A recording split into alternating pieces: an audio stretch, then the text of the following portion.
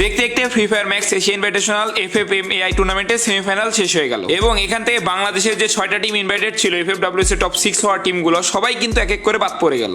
হ্যাঁ, আমি জানি এবং মানি তোমরা এই টুর্নামেন্টে টিম বাংলাদেশের কাছে অনেক ভালো কিছু আশা করছিলা, বাট আমরা কোনোটাই তোমাদের জন্য দিতে পারি নাই। আর একটা টিমের সাপোর্টাররা যখন ওই টিমের কাছে ওইরকম ফলাফল না পায় তখন তাদের মনে একটু খারাপ লাগতেই পারে, কিংবা তারা দু একটা কথা বলতে পারে, এটা স্বাভাবিক। আর যারা হেটার্স আছে টিমগুলোর তারা ট্রল করবে, এগুলো নিয়ে মজা নেবে, এটাও কিন্তু স্বাভাবিক বিষয়। কিন্তু তোমাদের মধ্যে যারা এক টিমকে সাপোর্ট করে আরেক টিমের সাপোর্টারদের মা বাবা নিয়ে গালি, কিংবা ওই টিমের মা বাবা যা আছে সবাইকে নিয়ে গালি, এই দিয়ে কি লাভটা হইলো আমার বলো? তোমরা অডিয়েন্স, তোমরা সাপোর্ট দিবা, তোমরা হেড দিবা, তোমাদের নিয়ে স্পোর্টস আস্তে আস্তে আগায় যাবে, বাট তাই বইলা গালাগালি কেন ভাই? তোমরা এতদিন সাপোর্ট দিয়ে স্পোর্টসকে এত আগায় নিয়ে যাচ্ছ, এত বড় বড় টুর্নামেন্ট আসতেছে, বাট এইভাবে যদি গালি কন্টিনিউ চলতে থাকে বাংলাদেশের মান সম্মান ইজ্জত কিছু থাকবে?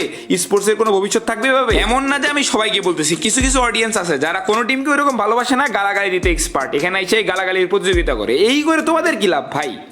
ভালো হও, এখনো সময় আছে।